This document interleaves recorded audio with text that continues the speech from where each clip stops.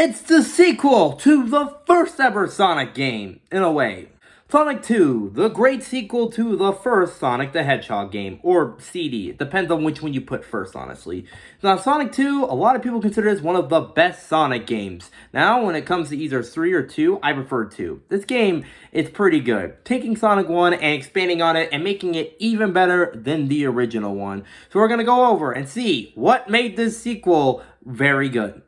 And also, every zone except Metropolis and kind of Death's Egg Zone is pretty good. So, yeah, time for Sonic 2. Of course, immediately looking on, this game looks definitely a lot better than the first Sonic game. You know, just by graphics. And it looks good, and it's definitely, most of the levels have a lot more faster pace than the majority of Sonic 1, where you're just not. And also, Tails is here. He's kind of just there for the most part in this game. And all the levels do have more unique themes, like Chemical Plant, Casino Night, Aqua Ruins. I'm pretty sure that's not the name, but all these zones have their own unique scenes and gimmicks that work out a heck of a lot better than Sonic 1. It's like Sonic 2, it's just Sonic 1, but better, or, you know, it was actually an enjoyable game through and through.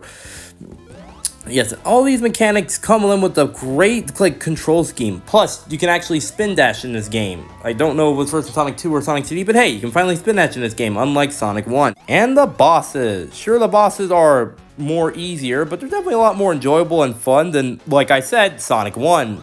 With all the unique themes, level attacks, and definitely the boss fits the theme of the zone you're playing, which actually really helps a lot. They're a lot more simple and pretty easy to figure out the patterns, but I'll pick fun and creative than like bad and hard, you know? That's kind of just how this goes in Sonic 2. It's just the Sonic 1, but if it was actually good. And the special stages, this is the half pipe. It's pretty cool. Releasing the original version, you couldn't see what's coming up until the literal last second, and with Tails' slow input, you're bound to get hit by something.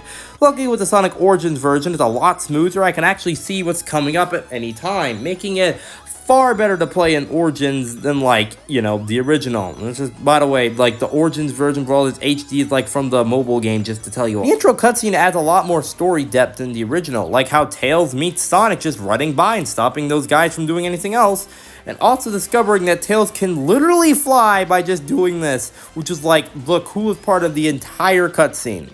And that's pretty much why he's part of Sonic's team. Yeah, it's just so fun when you just add all the extra lore when it didn't have it originally. Fun times. Just got also the music. It's a Sonic game. The music's almost always gonna be an absolute banger, let's be honest. Like, it's always just so good. Gotta love Sonic 2. Still one of the most iconic Sonic games ever. Well, mostly for introducing a lot more lore and Tails to the mix, which is pretty nice. And it's definitely deserved that title as one of the best Sonic games. And probably out of the original classic Sonic games, might be the best. It's my favorite all of them. That's Sonic 2, a definitely noteworthy sequel to the original Sonic game. And definitely the one you'd rather play than the first one, let's be honest here. This game is good and will continue to be like all the other classic Sonic games where we keep re-releasing them multiple times because we need to keep doing that. I'll see you next time for Yu-Gi-Oh! Diantha Pokemon Vegan. See you all next time. See ya.